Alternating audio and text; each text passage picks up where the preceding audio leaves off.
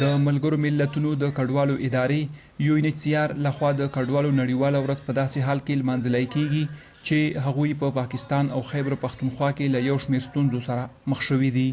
UNHCR چارواکي وایي د افغان کډوالو د مشکل حل کولو لپاره هڅې کوي.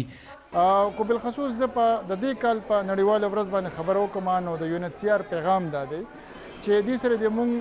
یووالی شو کو یووالی د وسره خو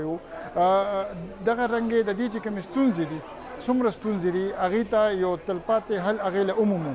او UNHCR په دې موقع حکومت پاکستان د هغې چې کومې مرستې دي هغه هم ستایي چې د 13 کالو راسې هغې د افغان کډوال دلته د هغې مېلمستیا وکړه هغې وساتل. په پېښور کې د UNHCR او افغان کمیشنریټ لخوا په ګډه راجوړه شوې غونډه کې افغانانو له اړخه د لاسونو جوړ شوو کلتوري شیانو سټالونه لګول شوي وو. د افغان کډوالو لپاره کارکوونکو ادارو په راجوړه شوې غونډه کې وویل په خېبرپښتونخوا کې مېشتو افغانانو د مالی، طبي، تعلیمي او نورو ستونزو حل لپاره کار کوي.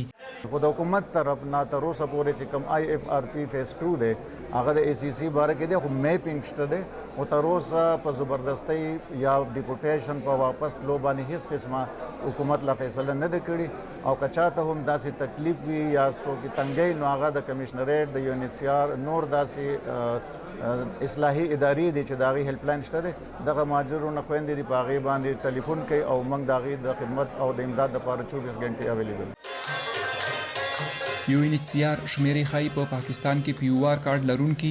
14 لکه او افغان سیټیزن کارډ یا زیړ کارډ لرونکي 8,40,000 افغان کډوال میشتي. دغه شمیرې زیاتوي تر ټولو زیات 52% افغان کډوال په خېبرپښتونخوا کې اوسېږي. چې دې خلکو کې ډېر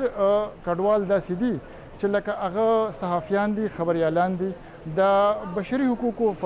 فعالین دي. دې سره سره ډېر داسې خلک دي چې په حکومتونو کې کارونه کړي دي 13 حکومتونو کې نو هغه خلکو ته چې دی واپس لاړ شي دي ته د ژوند خطر دی هلته نو حکومت ته موږ دا وایو چې تاسو یو خپل یو لایحه عمل یو منصوبه را وړاندې کړئ. دغه منصوبه به چې کوم دی UNHCR کو مالی لحاظ سره وي او کو تکنیکي لحاظ سره وي دغه کې UNHCR مرستې ورکولو ته تیار دی.